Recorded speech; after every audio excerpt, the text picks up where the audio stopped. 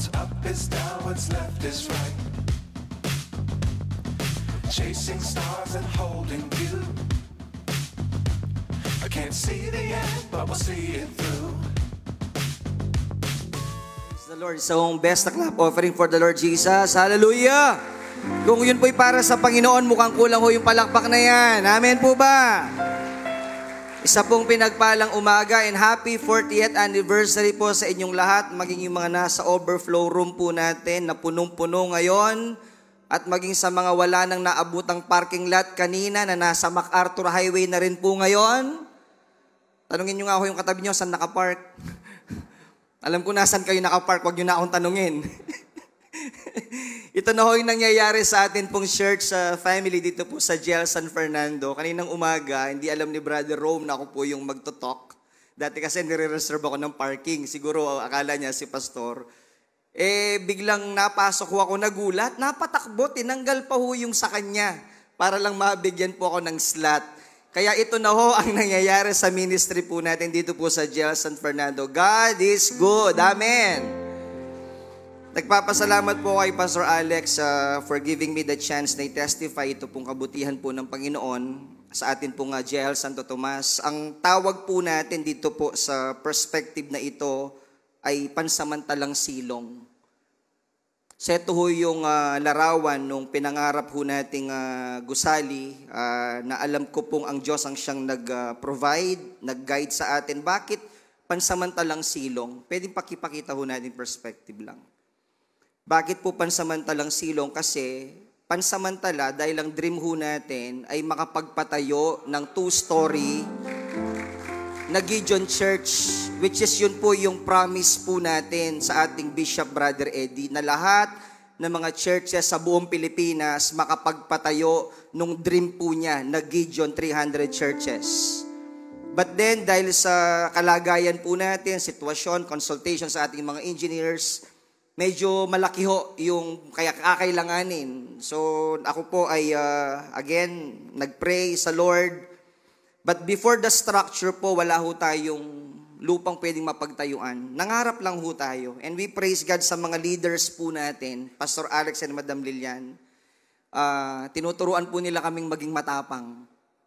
Kahit walang pera, basta may pananampalataya ka, ang Diyos ang siyang bahalang magpo-provide. Amen po ba? Yun the best nga palakpak sa Lord Jesus. Natuto po kaming mangarap, rental after 10 years po. Tayo po'y magta-transition ngayon sa 40 years po natin. Short testimony lang, 2019, in-start po namin yung fundraising. But during those years po, alam natin, pumasok ang pandemic. Nahinto ang fundraising. Pero nagulat po kami ng ating finance team, kahit pandemic, pumapasok yung mga pledges ng mga kapatiran po natin. Fast forward year 2022, September last year, nabayaran po yung lupa, buo for the glory of God, worth 5.5 million pesos. A month after, na-transfer po yung title sa mother church po natin. That is the policy ho talaga. At yun po yung pinagpapasalamat ko kay Pastor Alex. All the way, yung guidance po nila nando doon. The same year, sabi ko nga po, wala kaming program na nilon sa Santo Tomas na hindi po nag-a-attract ng anointing ng San Fernando. Ang lupa, Project Jabez yung title. The building, Legacy Partners Program. The same year, last year, October, nag-launch po kami ng fundraising. After 8 years po, or 8 months, last June, naumpisahan po yung construction ng temporary structure po natin. When you say temporary, kasi nga po, pansamantalang silong. May masisilungan lang po kami, masaya na po kami. And after po ng ilang months, June nag-start, may 2 million pesos po tayo. We challenge the leaders. Alam naman, tignan mo na lang yung 2 million. Sabi ko, igo na natin. Kasi ang estimated cost ng ating engineer Elimer at 3-point-something million pesos. So God is good. Ito na po siya ngayon, natapos na sa biyaya at habag po ng ating pong Panginoon. These are just some photos po na gusto ko pong ipakita po sa inyo. Magugulat po kayo, even some members po outside Santo Tomas giving their blessing and their pledges. And even non-JIL po, non-JIL, non-Christian, na wala akong personal connection, ginamit po ng Panginoon. God is a God of many surprises for the glory of God. Amen po ba?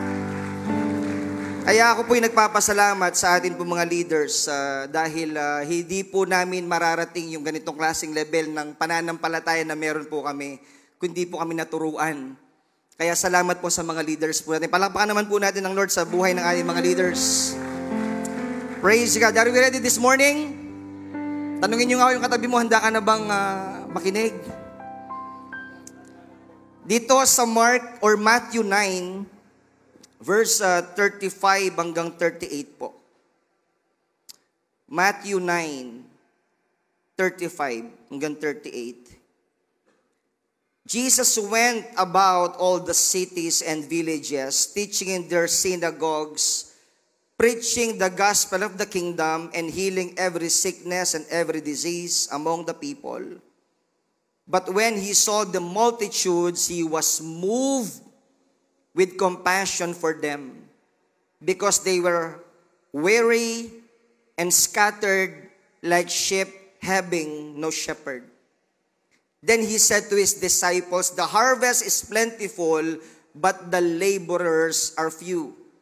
Therefore pray the Lord of the harvest to send out laborers into his harvest field." Gagamitin ko po ito pong very timely na title, What Moves You? It's about reaching out to others with Christ-like compassion. What moves you? The last Sunday po, connected din po sa pag-aaralan po natin ngayong umaga, the value of one soul. Kung bakit ganito po, kaalab ang puso ho natin, kasi GIL ka eh. Amen po ba?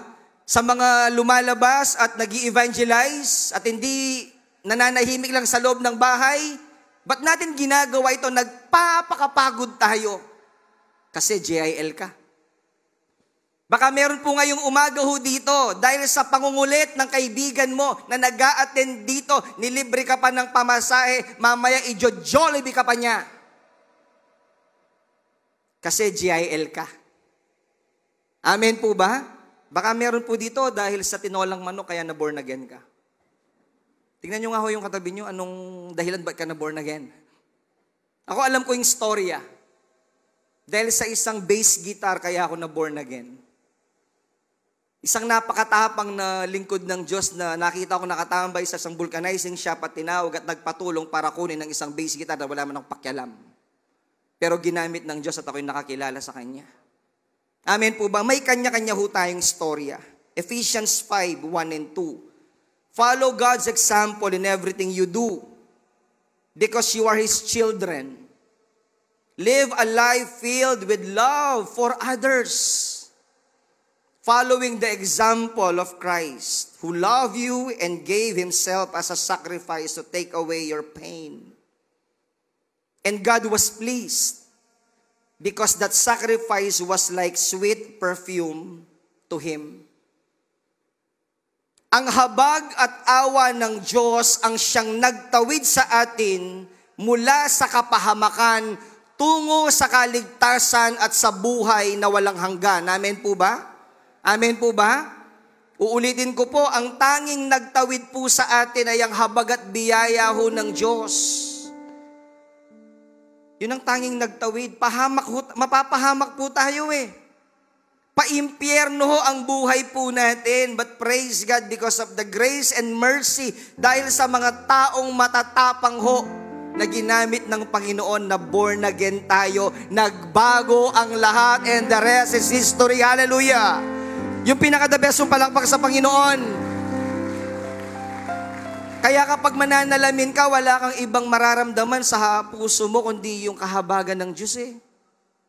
Hindi yabang dapat. Awa, lahat ang meron tayo. Hindi po ako mahilig manood ng mga Netflix na mga shengwa na mga chongkwayla na mga yung mga pang malakasang series na episode 1, pang. Tutulugan ko na lang ho yun. ang gusto kong pinapanood yung mga documentary. And one time, may na-browse akong isang documentary ni Atom Arroyo. Siya po'y nasa part ng Leyte. Malayong probinsya at ako po ay sobrang affected dun sa pinapanood ko dahil ang kinakain ng pamilya ay gabi. Kaya Kapampangan po buti. Yung gabi na maliliit. Masarap daw yon Sister Candy, pagka pinangsigang kasi mas malapot yun kesa dun sa mga malalaki na mas maganda yung ano niya. Sa atin po, pang sinigang lang yung gabi. Kanila po hindi. Almusal, tanghalian, at hapunan. Hindi ko alam, hindi ko maintindihan habang ako po'y nanonood, bakit sobra akong affected sa taong yon. Parang gusto kong pumasok dun sa TV at bilhan ko ng chokes to go. At ang sabi ho, nung ni Atom, sabi niya, when was the last time po ba na kumain kayo ng kanin? Sabi niya, last year pa yun. Kailan kayo ulit kakain? Seasonal po kasi. Sabi niya, baka maybe after 3 months, dun pa lang kami kakain ng kanin. Bakit ako sobrang affected? Kapag Kristiyano ka kasi, binabasag ng Diyos yung mga bagay na pilit na nagtatakip sa mata't isipan ho natin. May personal pong experience na kwento ko kaninang umaga. Dahil pag pastor ka, may mga invitations, i-invite ka, gusto ng mga kapatiran, magstay ka muna. Joy po nila yun eh. But there are times na medyo complicated yung schedule, magawa mo yung task mo, then ano ka na, run na. Eh, mababait po itong mga kapatiran, pina-Sharon ako. You know Sharon? Balutin mo ako ng menudo at kari-kari. Naamoy ko na eh, praise God po. Sabi ko, maraming salamat po. Kahit wag na, pero okay na rin, nandyan eh. Namang di ba? Tuwang-tuwa naman ako, uwi na ako. In fact, tumawag na ako sa misis ko kasi yun na yung pwedeng pang 1 oras ninyo. Blessing! Eh, nagkarga ako sa Shell ng OG Road. Pagkarga ko, binaba ko yung bintana, itong 2 attendant na to nag-uusap. Sa pag-uusap po nila, pinag-uusapan nila yung kanilang baon at kakainin. Ang sabi yun ng attendant, pre, nangulam mo na. Eh ako nga, baka di nga ako nagbaon, hindi ako pinagbaon ng misis ko, baka walang lutong ulam sa bahay. Tinignan ko yung uraba kasi kraba. Parang gusto kong mag-binding and loosing eh. At yung isa ho, sumagot, anong ulam mo? Ay, nangutang ako dun sa suki natin. Oh, Lord. Ulam na, lilipad pa. Alam nyo, sinara ko ho yung bintana at ako'y umalis dun sa pwesto ko ho. At bumaba ako kasi may ibang pupwesto. Sabi ko, mga pre, inyo na. Hindi yung mapipigilan ho yun eh. For me, that is compassion. Tinignan ko yung definition, yung kasing kahulugan, when we say compassion, it means sympathy, empathy, concern, kindness, care, consideration. When we say compassion, together, passion, a strong feeling of togetherness. And another definition, the word compassion comes from the Latin words suffer and with. To show compassion means to suffer with someone, to enter into a person's situation and become involved in that person's suffering. Compassion is not a theoretical attitude but a practical involvement. It involves doing, not just thinking or saying. Hindi ko na ho nilagay dyan yung slide about the story of the Good Samaritan in Luke chapter 10, verse 29. Pwede nyong i-take home, i-jot down yung verses. Basahin nyo po sa bahay, pero may ipapakita akong ilang mga lessons po sa inyo about the story of the Good Samaritan. Ang nakalagay dito, what are the characteristics of the 3 types of neighbor in the story. Who is your neighbor? Tanungin mo nga yung katabi mo, who is your neighbor? You are my neighbor. Amen po ba? So dito makikita ho natin 3 types of neighbor: robbers, priests, Levites, or the Good Samaritan. Pagdating sa principle, yung robbers, what's yours is mine. Magnanakaw nga ako, di ho ba? Yung priest and Levite, what's mine is mine. Mga religious leaders, mga panatiko, na ang alam lang nila ay yung librong kanilang binabasa. But the Good Samaritan, what's mine is yours. Yun po ang puso ng isang taong may habag. Another area, robbers saw the man as an object to exploit. Kasi nga pagnanakawan. A problem to avoid.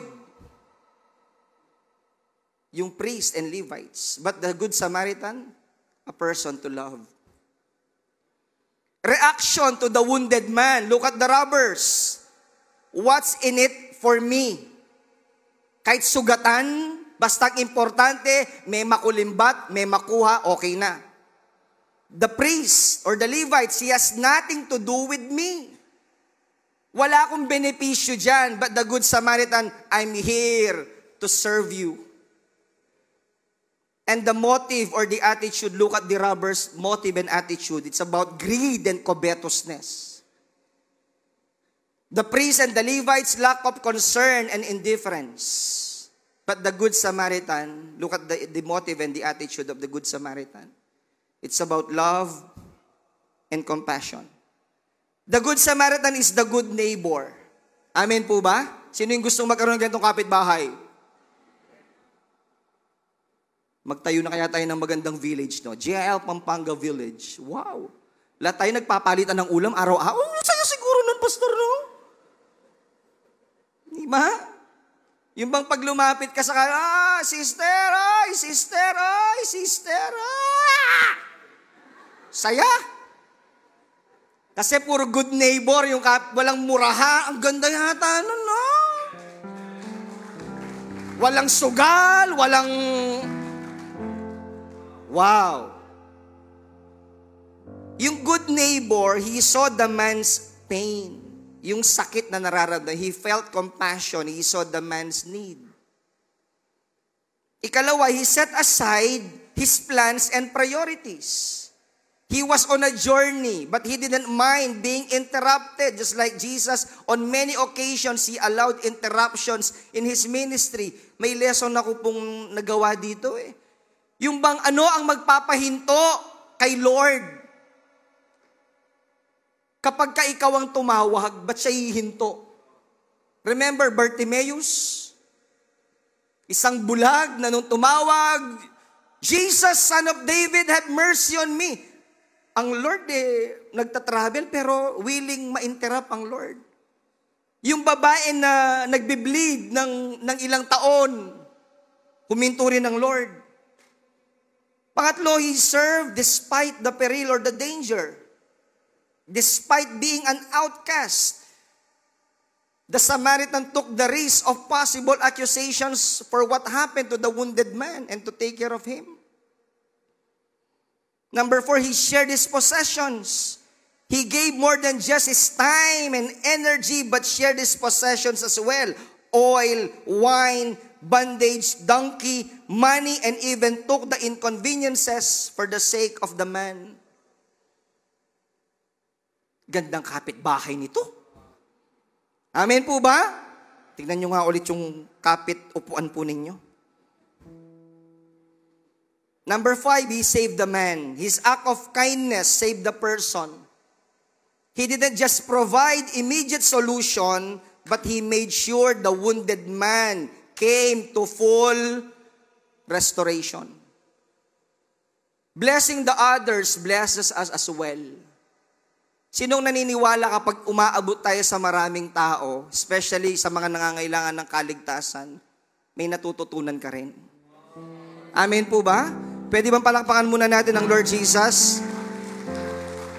Nais kong magpaalala sa mga business people po natin, if you're a businessman and you're handling people, maybe hundreds of people, what moves you? Ano yung pinakaunang bagay na naiisip mo sa mga trabahador mo? Is it your profit? Is it the output? Yung production? O mas mahalaga yung kaluluwa sa kanila, yung kaluluwa para sa kanila, yung kaluluwa na alam mong mapapahamak? If you're a student, what moves you? If you are a teacher, mga teachers po natin na minsan sobrang takot dahil merong policy ang DepEd, nirerespeto natin ang iba't ibang klaseng sangay ng ating pamahalaan ng mga nasa authorities. But remember, may isang mas makapangyarihang otoridad sa ilalim ng langit at lupa. Amen po ba? Amen po ba? Palakpakan naman po natin ang Lord Jesus. What moves you?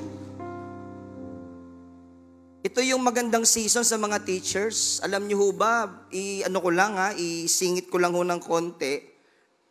Hindi ko alam anong generation tayo ngayon eh. Nalimutan ko na eh, yung generation ngayon, di na ako updated, Sister Vanji eh. Tapos na ho yung millennials, tapos na yung Generation X eh.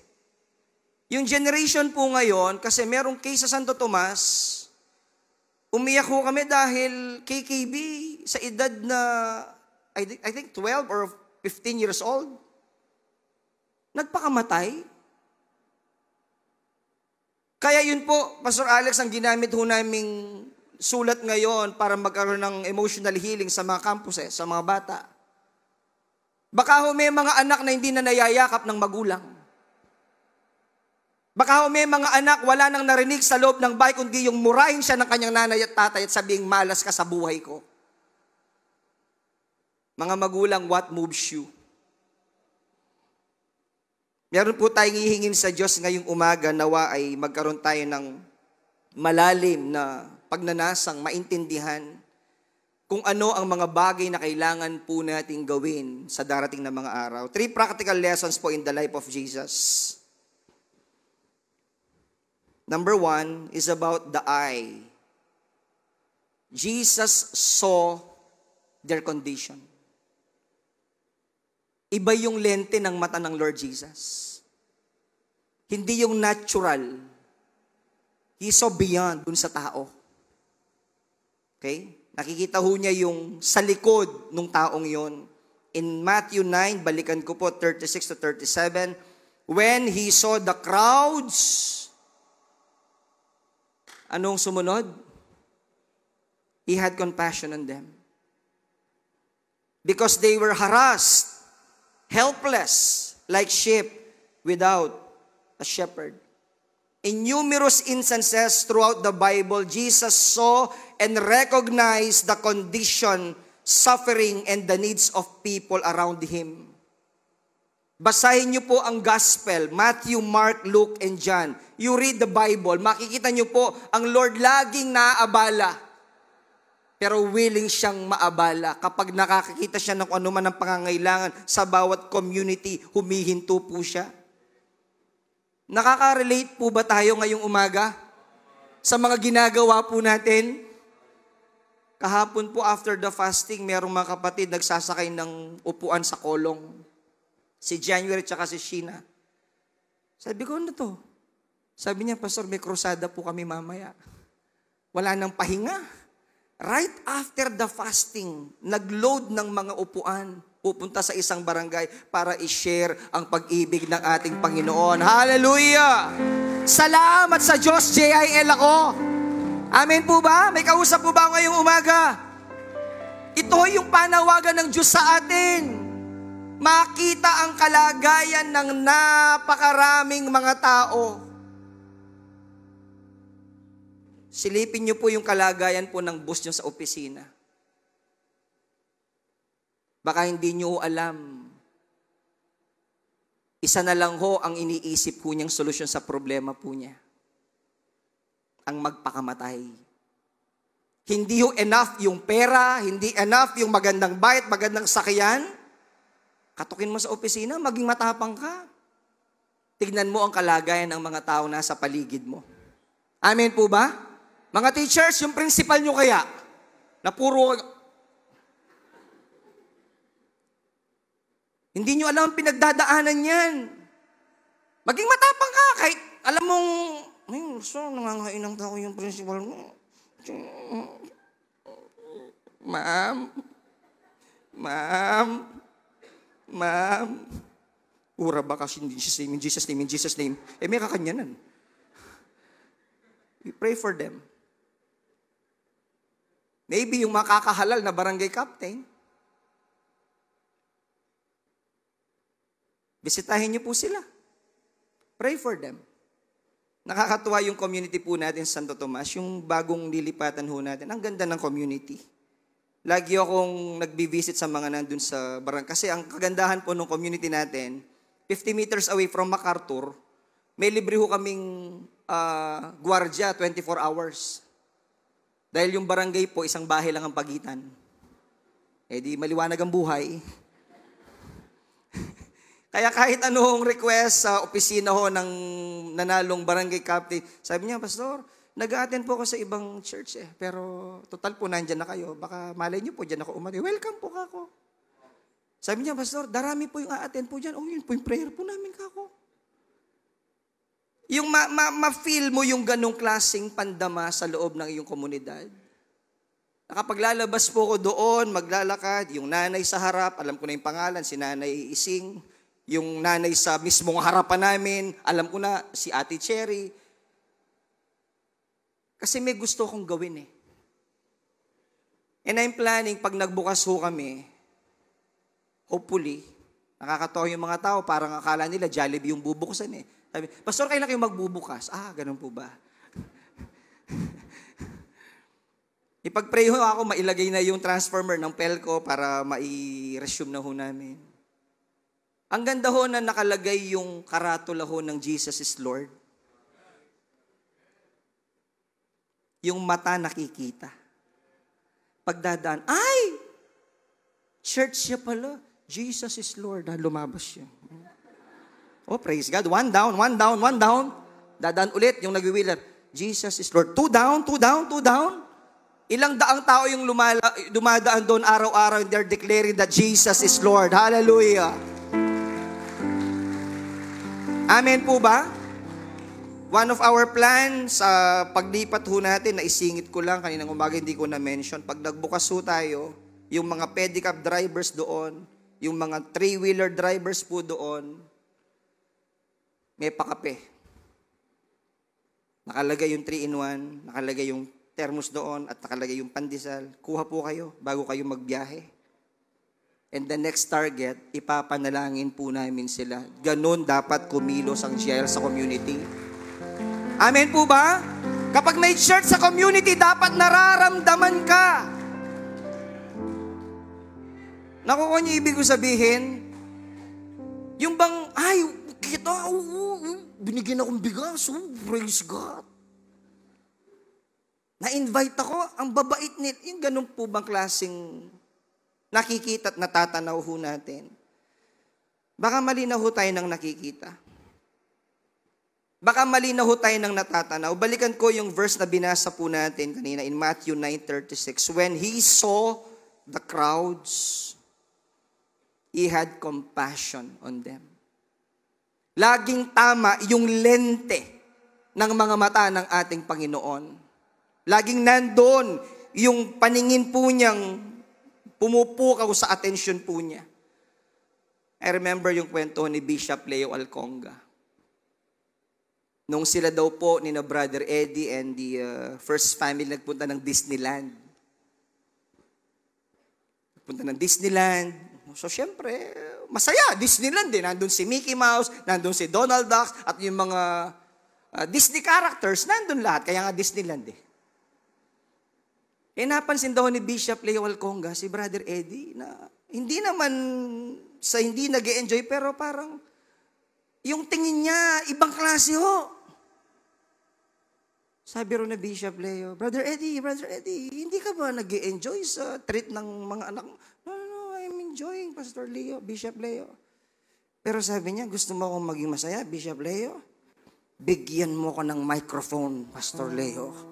At ipapangaral ko si Jesus sa mga libu-libong mga taong nasa loob ng Disneyland. Disneyland na evangelism pa rin. Amen po ba?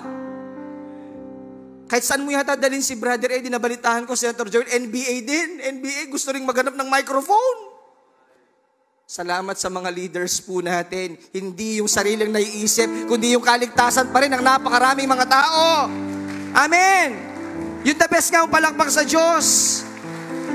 Kaya nga may JIL Pampanga because we have Brother Eddie. Ganun ka-passionate pagdating sa gospel. Naabutan tayo eh. Yung mga naunang mga leaders po natin, kumbaga give honor to whom honor is due. Yung mga nag-attend at naka-witness sa anointing ng Aurolio at nag-request kung pwedeng mag-expand ng JIL. And now we have JIL Pampanga. Amen po ba? Yung best nga palakpak sa Lord Jesus. Baka mali ka na ng nakikita. Kapag nasa Orchids Farm ka, anong nakikita mo? Ilaw? Come on! Yung mga galing ng Orchids, snow in Pampanga. Yun na lang yung nakikita natin. Pag nasa Lakeshore ka, anong nakikita mo? Ilaw pa rin. Pag nasa SM, anong nakikita mo? Sale. Sale, sale. Nung nakikita mo sa SM, bag, sapatos. Again, palitan ho natin yung ating spiritual na lente.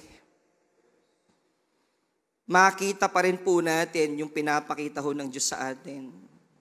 Compassion sees others' needs.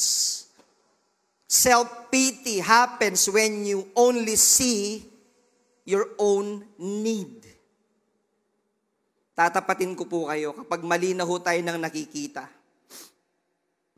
hindi na ho compassion yung lumalabas sa puso't bibig po natin. Pagrereklamo na lang ho. Amen po ba?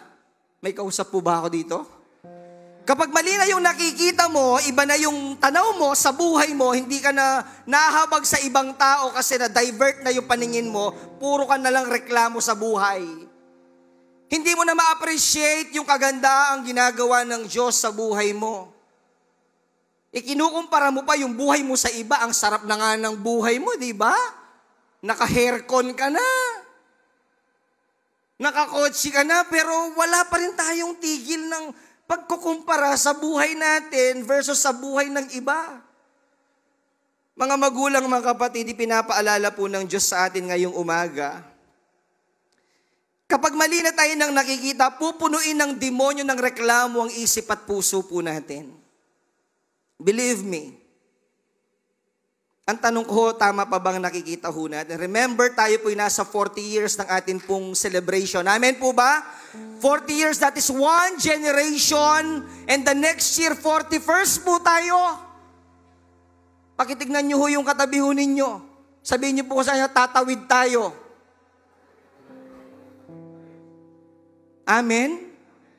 Kung bakit yung old generation, yung generation ni Moses, ni Joshua, ni Caleb, ang na-spare si Caleb and Joshua. Ang nakita ko, mali na yung tingin po nila. Nakita ng mga old generation, nahati ang dagat na pula. Nakita ng old generation yung kinakain nila everyday coming from the heavens, direct from heaven.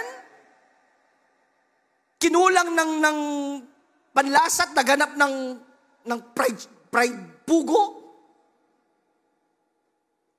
Nag-pray si Moses, bumagsak ang maraming pugo. Hindi ko alam kung buhay yung pugo o luto na. Imagine niyo kung ilang milyon ng mga Israelites maghahabulan sila sa disyerto ng mga pugo. Na-curious ba kayo kung buhay o luto na? Ako rin. Bahala na sila, buhay nila yun eh.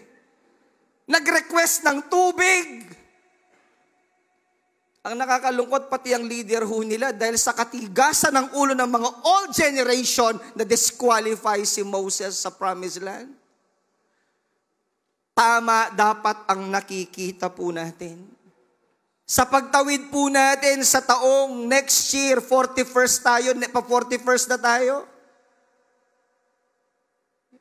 Nawa tama yung lumalabas palagi sa bibig po natin. Punuin natin ng pagpapasalamat lagi ang puso ho natin sa Diyos. Amen po ba? Yung pinaka-the best nga palakpak sa Panginoon. Compassion is to look beyond your own pain and to see the pain of others.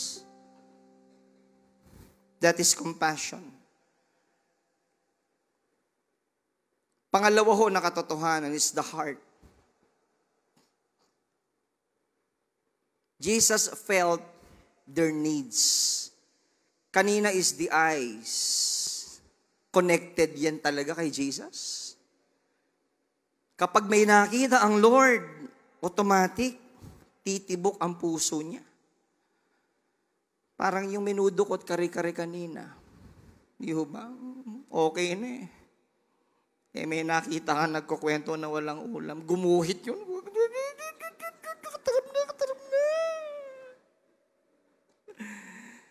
Matthew 9:35, Jesus went through all the towns and villages, teaching in their synagogues, preaching the good news of the kingdom. What's the next statement? Pakibasa. Healing every disease and sickness. Ang EOR5 po natin na i-launch ni Pastor Alex kanina, even those crusades, house to house.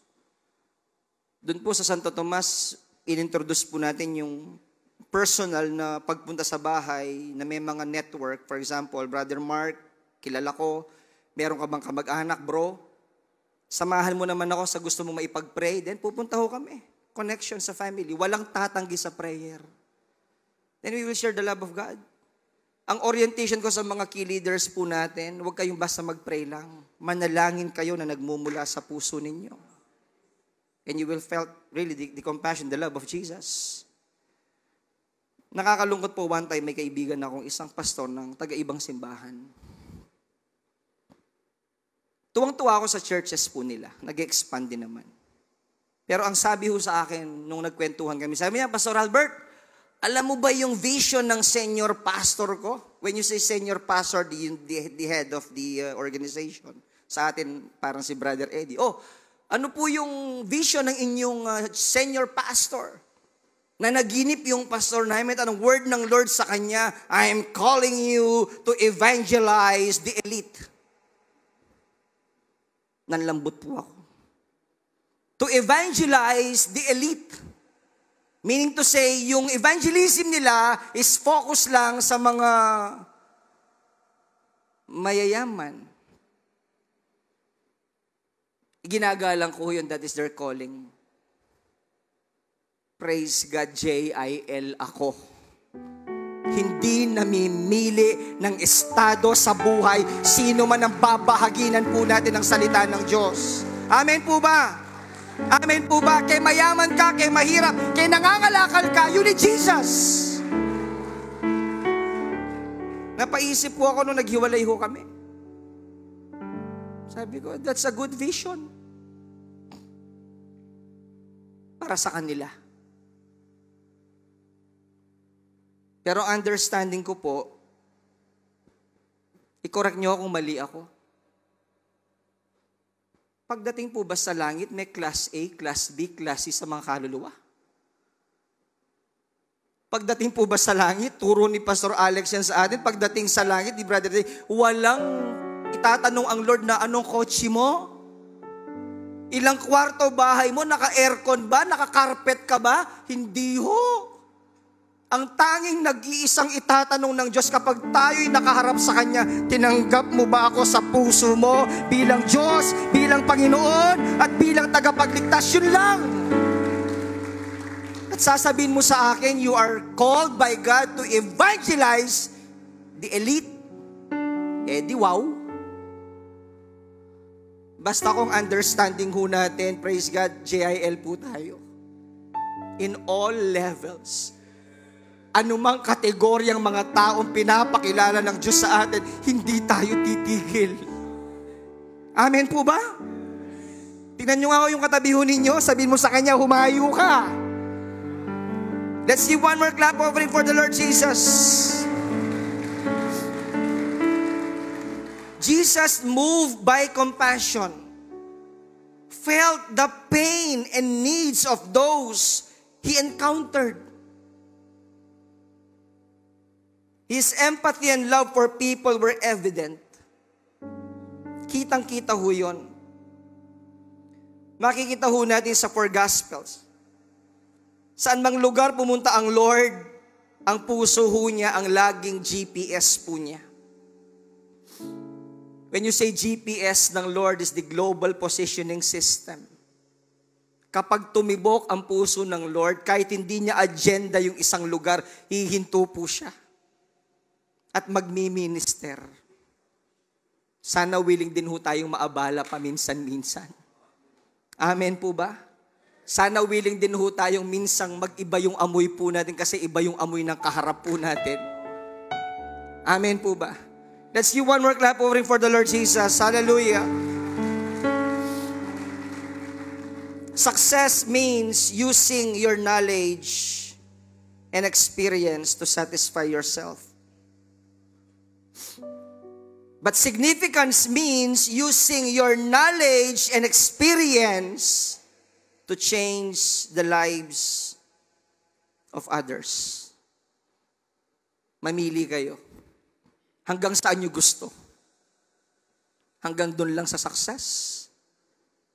Or mas gusto natin sa ikalawa, doon tayo sa significance? Ang sarap po yatang pakinggan na kapag may nagkukwentuhan ng mga tribe members, ang pinagkukwentuhan nila kung sino yung nag-evangelize sa kanila. Tapos magugulat ka, pang 5th generation na pala to. Sino? Ay, hindi ko nakilala. Ang kilala ko yung pinaka nanay eh. Ako hindi na nanay, lola sa tuhod na, tsaka lola sa ingrown na pala yung pinag-uusapan. Yung bang nagpalipat-lipat na yung proclamation ng gospel hanggang sa... Ako po naniniwala ang lahat ng sichot, lahat ng barangay mapagtatayuan ng mga churches sa Gian, Pampanga. Amen po ba? Yung best na clap offering for the Lord Jesus. The third po, dito ako magwawakas, is the hand. The eyes, the heart, and the hand of Jesus. Jesus took action. Jesus did not just empathize, He took action to address the needs of those He encountered. Magganon tayo ng ganong desire sa puso ho natin. Tama na may makita ka, tama na may maramdaman ka, pero meron kang gagawin. Yung iCare program ho natin sa GL Pampanga na na-introduce ho natin, ginawa ho natin, minana natin kay Dr. Dory, na hanggang ngayon po, pinapractice po natin. Doon po sa Santo Tomas, we launched a program under iCare sa isang school na Adopt a Student program. Meron kaming 115 na mga students po na nakuha. Doon hindi lahat ng parents na born again. Pero nagpapasalamat kami because we have parents now na dating involved sa Adopt a Student. Ngayon po mga life group leaders na. Palapakan po natin ang Panginoon. Hindi lang tayo basta nakinig lang, merong ipinagawa ang Diyos sa atin. Last verse po before I end, Colossians 3:23. That whatever you do, work at it with all your heart as working for the Lord and not for men. Since you know that you will receive the inheritance from the Lord as a reward, it is the Lord Christ you are serving. And anyone who does wrong will be repaid for his wrong, and there is no favoritism. Whatever you do, work at it with all your heart. We are working not for anybody else. Ibinibigay ho natin ang pinakamainam na paglilingkod po natin sa ating Diyos. Amen po ba? Minsan pa ho nating palapakan ng ating Panginoong Jesus. Pwedeng tumayo lang ho tayong lahat saglit before ko po ipakita yung mga huling larawan ko po na kung bakit po masyado akong affected dahil every day we're praying for more souls. Mababalitaan mo na may mga estudyanteng nagpapakamatay, even in Porac po. Yung anak ni Pastora Miley na nag-aaral, yung kaklase niya, bumabalang ang grades. Hindi ko po alam ano ang reactions ng mga magulang, but for me, baka merong ganong possibility na mataas sobrang expectations ng magulang, takot umuwi ang anak. Tandaan po ninyo, dear parents, may mga bata kahit mataas ang grades, pero punong-puno ng sama ng loob sa puso. Dahil masyadong nape-pressure sa mga magulang. Tingnan niyo itong mga larawan po na ito before po ako bumaba sa stage. Ito yung gift-giving na ginagawa ng GL San Fernando ngayon. Saang lugar, nakahawak lang sa tarpaulin yan, pero may gospel proclamation. Sige po, i-run lang ho natin yung mga pictures. Look at this, gift-giving. Ang dami yung mga tao, parang isang kongregasyon na ho, ang isang lugar. Next. Next. Next. Balik na. Ito ho yung mga larawan na pilit na bumabasag sa puso ko ho. Willing tayong maabala. Willing tayong lumabas at ma-discomfort. Ma-share lang ho natin ang pag-ibig ng ating pong Panginoon. Amen po ba? Pwede ba natin itaas lang ating mga kamay sa Diyos ngayong umaga? Just allow the Spirit. Awitin ho natin ang awiting nagsasabing, Lord, hawakan mo ang simbahang ito, Panginoon. Steer the hearts of men, God. Steer the hearts of men. Revive us Lord. with your passion once again.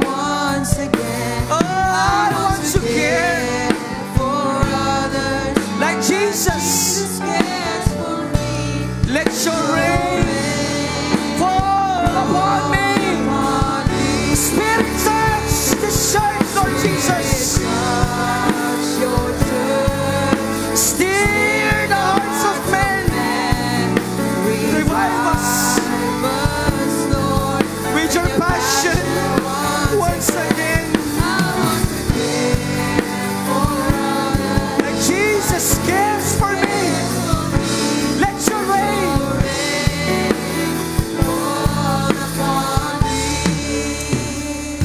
bibigyan ko kayo ng time to pray for those people ngayong umaga. Kung paano kayo nakakilala sa Panginoon, maybe there are people na handang na-istorbo, pero nagmalasakit sila sa inyo. Kaya kayo nandito ngayong umaga. Can we just pray for those people right now? Come on, just pray for those people. Maybe your tribe head nandito. Siyang dahilan kung bakit ka nandito ngayong umaga. Maybe your life group leader. Inanyayahan ka, inakay ka kung bakit ka nandito ngayong umaga. Come on, just pray for that people. Pray for those people. Oh, Jesus. And this time, bibigyan ko kayo ng chance. Pray for those people na gusto mong ilapit sa Panginoon while singing that song, Spirit Touch. Spirit, touch your church. Steer the hearts of men. Revive us, Lord, with your passion once again. I want to care for others like Jesus cares for me. Let your rain fall upon me. Thank you, Lord. Thank you, Lord Jesus. Tingin po tayo sandali sa harapan. We praise God for that message. We're listening very carefully dun sa mensahe ng Panginoon. What moves you? very self-reflective question. Na para ba, teka nga, mag-stop nga muna ako. Why am I doing what I am doing? You see, motives are really very important in life. Motives are the forces behind every action. Walang gagawin po ang isang tao na basta lang niya ginawa. Ang nagtutulak doon, motibo. And Jesus, whenever He looks at people, He's looking at the motive of the heart. God is always weighing the motive of the heart of people. A person can do something good, but if it's with the wrong motive, it's still not acceptable to God. Kasi gagamitin lang niya yun to manipulate. Minsan, ibang iba gagawa ng seemingly mabuti, but the intention is evil. So, right motives, right things to do. Kailangan konektado ho yun. But then look at Jesus. What moves the Lord? Some people, ang motivation lang nila sa buhay para talagang sumikat. Di mo masisi kasi maybe that's their value system. Ang motivasyon para maraming mapabilib. But the motivation of the Lord will really touch our hearts because when Jesus is doing something, ang motivation nakakatunaw ng puso eh. His motive is because of love. His motive is because of compassion. And God's people are called followers of Christ. We're not a follower of a celebrity or just a follower of a politician or just any human leader. Remember, you're a Christian. We are Christ's followers. We follow the example of the Lord Jesus Christ. Jesus was moved with compassion. Ang tao baligtad, social climber ang natural tendency ng tao eh. Di baling sino man ang apakan, siraan, basta gusto ko makuha to. Yan ang puso ng karnal, bagsak na katangian ng tao. But your heart will melt upon knowing wala nang tataas sa Panginoon, pero nagpakababa, umabot kahit sa hindi pinapansin ng lipunan. Just like you, just like me. Hindi ka artista, hindi ka naman sikat. But God saw you through the eyes of His mercy. Merong kanta dati si Dulce Amore. Kasi naging immoral din ang buhay, naligaw po ang buhay. A famous singer. Naging ganito ko, anya. Pero naramdaman ko pag tinitignan ako ng tao, iba yung lente ng pagtingin nila sa akin. At ang dubi-dubi ko na, sabi niya. But then that song's chorus is, beautiful, that's how mercy saw me. Marumi na ako, masama na ako, wala na akong kwenta sa mata ng tao. Pero nung tinignan mo ko, Panginoon, tingin mo sa akin, maganda pa rin ako dahil tinignan mo ko sa lente ng iyong kaawaan. Your heart will melt upon knowing and hearing the heart throb of the Master. So kahit mababa lang, ang compassion will motivate you to reach out eh. Alam nyo, ang problema ng tao, walang masamang may mga inaabot ka because the Lord also wants us to maximize His gifts and His callings to us. But the motivation of the Christian is different from the motivation of somebody in the world with the worldly system. Sa mundo, kaya ako gustong sumikat para sa akin. Para purihin nyo ako, para i-adore nyo ako, para feeling ko akong the great. So that's where many people attach their value. Na kapag tinanggal mo yung titulo, now they don't know who they are. So, if we will study the motivation of the Lord Jesus Christ, it will give us hope. Kasi ang motibasyon ng Panginoon, okay, tayo, you still do your best. But your motivation is to exalt the Lord through your life, through that potential, through that business. So, ang motivasyon mo, hindi na para itaas ang sarili mo, kundi itaas si Kristo. But then you don't stop na meron kang inaabot sa buhay. Ang tawag natin dito ay the principle of looking ahead, but don't forget to look around. Look around. Don't just look ahead ng profession ko, ang gusto ko, sasabihin ng tao. That's a very selfish kind of life. So, the question actually, kapag binaybay natin, Luke chapter 10, ay merong nagtanong because the Lord says, love your neighbor as you love yourself. May namimiloso po, but who is my neighbor? And then, the story of the Good Samaritan, powerfully proclaimed by Jesus, nagbukas ng isip ng marami. That's in Luke chapter 10. So, in short, who is my neighbor? The answer is, anybody who is in need is your neighbor. Huwag mong isara ang mata mo. So you are either a robber na sinamantala yung Hudyo, binugbog, and leaving him half dead, the Bible says.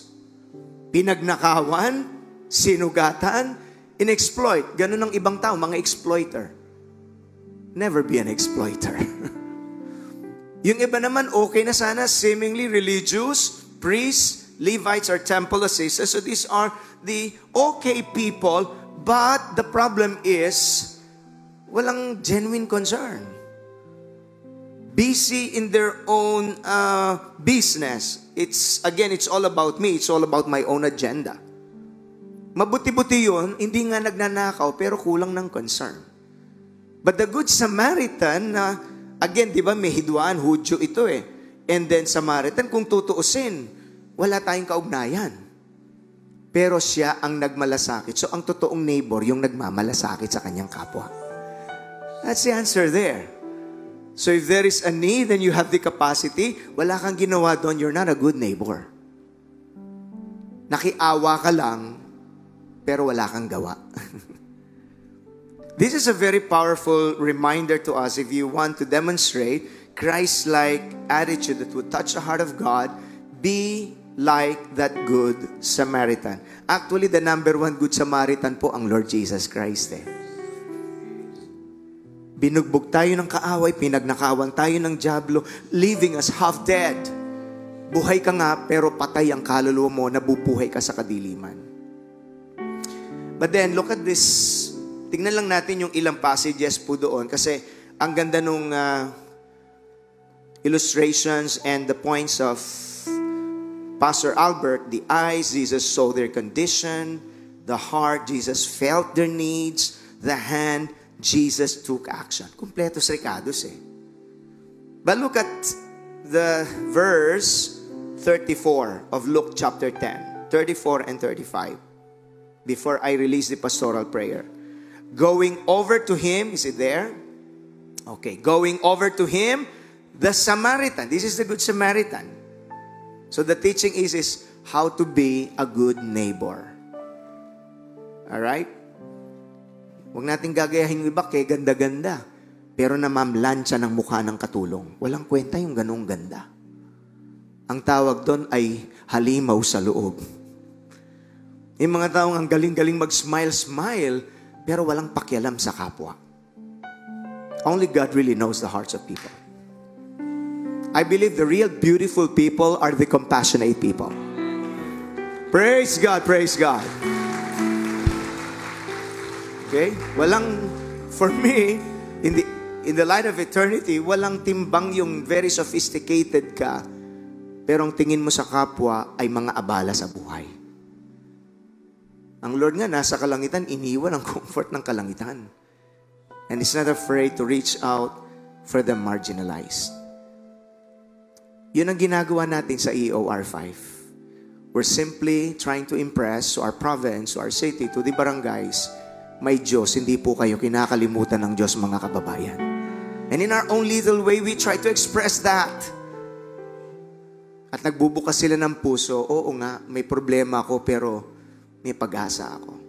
Isn't it amazing na yung ordinaryo nating buhay naging daluyan ng pag-asa sa isang kaluluwang nawawala ng pag-asa?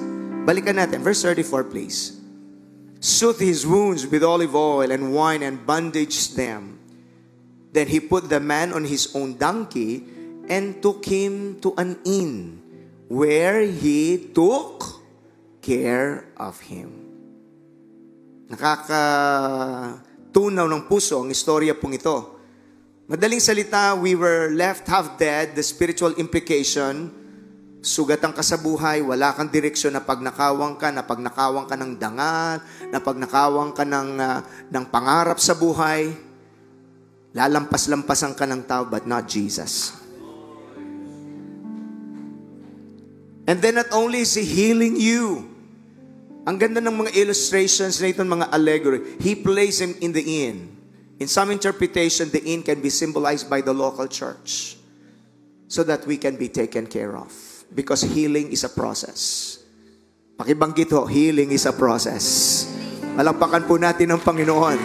Maraming nasira sa buhay ng tao dahil sa kasalanan, dahil sa mga maling pasya sa buhay.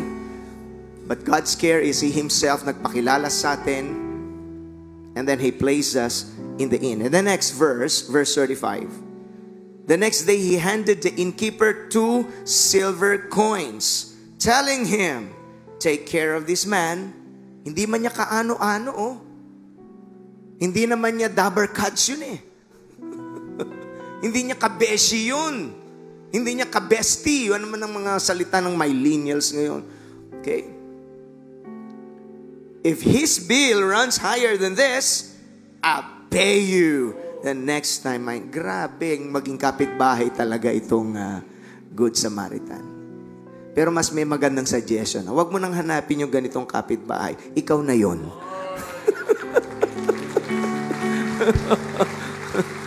Be a good Samaritan yourself. But what I would like to point out here, mga kapatid, ay ito po. Sugatan ka, marami kang pangangailangan, nothing to worry. We have a good Samaritan in the person of Jesus. Charge it to me, sabi ng Panginoon. He died on the cross, charged through the sacrifice of the Lord Jesus Christ. Purihin ang Panginoon. Can I talk to the congregation with a pastoral heart? Please don't just look ahead in this life na hindi mo na napapansin ang nasa paligid mo. That all you think about is your own promotion. All you think about is yourself, your new gadget, your new bag, your own happiness. Just looking ahead, but you're no longer looking around. Idagdag natin, while looking ahead, let's also look around us. Magiging masaya ang ating buhay Kristiyano. Ng aking paalala kaninang umaga, pati ngayon sana, biglang naalala ko May mga anak, pagka kayo nagtatagumpay sa buhay, huwag niyong kalimutan ang magulang niyo. Huwag niyong kalimutan ang pamilya niyo.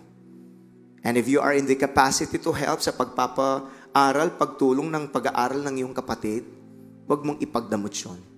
Sadly, may mga anak, lahat ng iniisip ay sarili. Nakatapos ng pag-aaral, nag-asawa agad, kinalimutan ng magulang.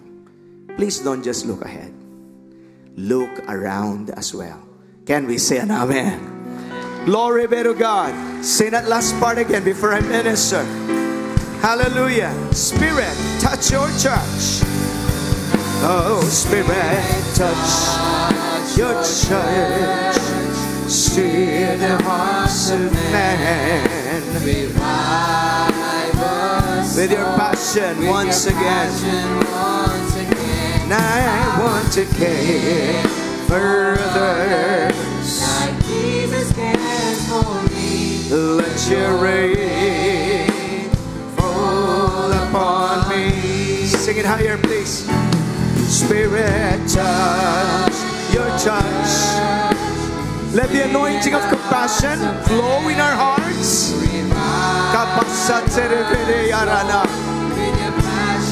I want to care. I want to care for others. Jesus cares for me. Let your rain Fall upon me. Can we hum the song?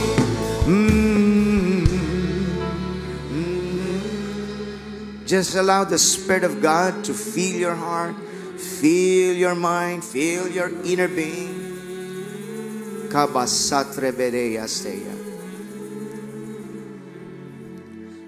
Thank you, Lord Jesus.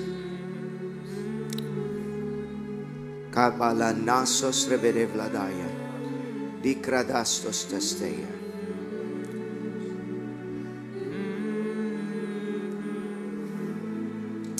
Habang ating pong dinadama ang presensya ng Panginoon, because 2 or 3 gathering together in my name, the Lord Jesus said, I am in the midst of them. There is a transformative power of the anointing of God in our hearts, in our convictions, in our value systems.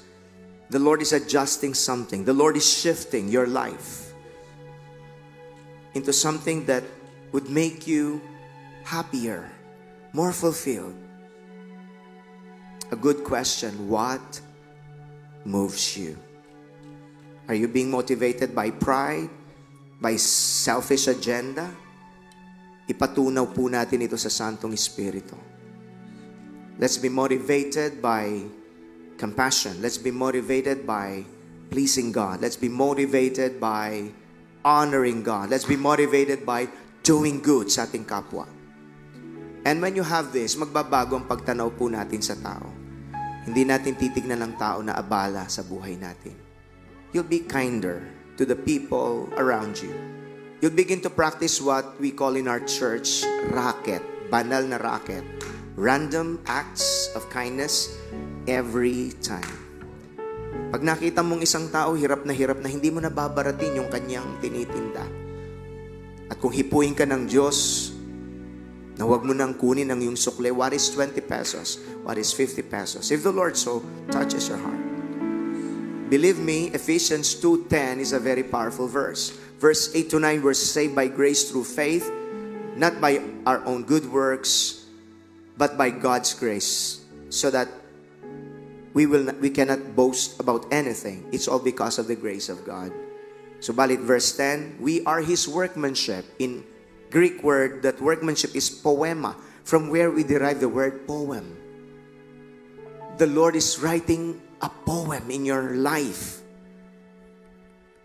We were created, His workmanship, created unto good works. Hindi tayo nilalang ng Diyos para gumawa ng masama at para maging masama. Nilalang tayo ng Diyos upang maging mabuti at upang gumawa ng kabutihan sa ating kapwa. And then we can sense our hearts are so fulfilled. When you do good, you will feel good. Because that is the very reason why God created you, to do good to other people. Your hand is lifted to Jesus. I pray for the transforming power of the Spirit to strengthen godly values sa ating buhay. And you will not feel insecure. Hindi ka mabubuhay sa paginggit. Hindi mo sisirain ang iyong kapwa. Gagawan mo siya ng kabutihan. Hindi mo sisirain ang iyong kapwa. Hallelujah. You will build relationship. You will not destroy relationship. You will be a peacemaker. You'll not be a troublemaker. You will be just like a good Samaritan, reflecting the compassion of Christ. We pray that all throughout this month, sa mas malakas na kaparaanan, that as a church, we reflect the compassion of the Lord in our communities, in our school, in our company. Do something good, especially to people po na hindi nila kayang bayaran ka. Gumawa tayo intentional na gumawa ng kabutihan. We thank you, Lord Jesus. Seal your word in our hearts, Lord. Higit sa lahat, salamat sapagkat every time na tayo lalapit sa Panginoon, He keeps healing us. He keeps strengthening us. He keeps filling us with hope. And He can do that today. Ngayong araw na ito, sino man, Panginoon, ang nakaharap sa mga mabibigat na hamon sa buhay. You said in your word in 1 Peter 5:7, cast all your cares unto God, for He cares to us affectionately, and He cares about us watchfully. We claim that verse. People of God, cast your cares unto Jesus. Hallelujah. Hindi kalooban ng Diyos, bitbitin mo ang kinakaharap mong suliranin mag-isa. Allow God to fight your battles by trusting Him. Would you follow this simple prayer, a prayer of trust and committal? Everybody say with me, Lord Jesus Christ. Lord Jesus Christ. Maraming salamat po. Maraming salamat. You are the good Samaritan You are the good Samaritan. na nagkumalinga po sa akin. Kumali nagmalasakit sa aking buhay. Thank you for healing me. Thank you for saving me. Thank you for changing me. Thank you for making me the person you want me to be. I declare you are my Savior. You are my God. I will follow you, Lord. Oh, sa pangalan ni Jesus, gamitin mo rin po ang aking buhay upang magmalasakit sa kapwa. Change me more, Lord, for your glory. In Jesus' name. We'll give the Lord a mighty hand of praise. Hallelujah.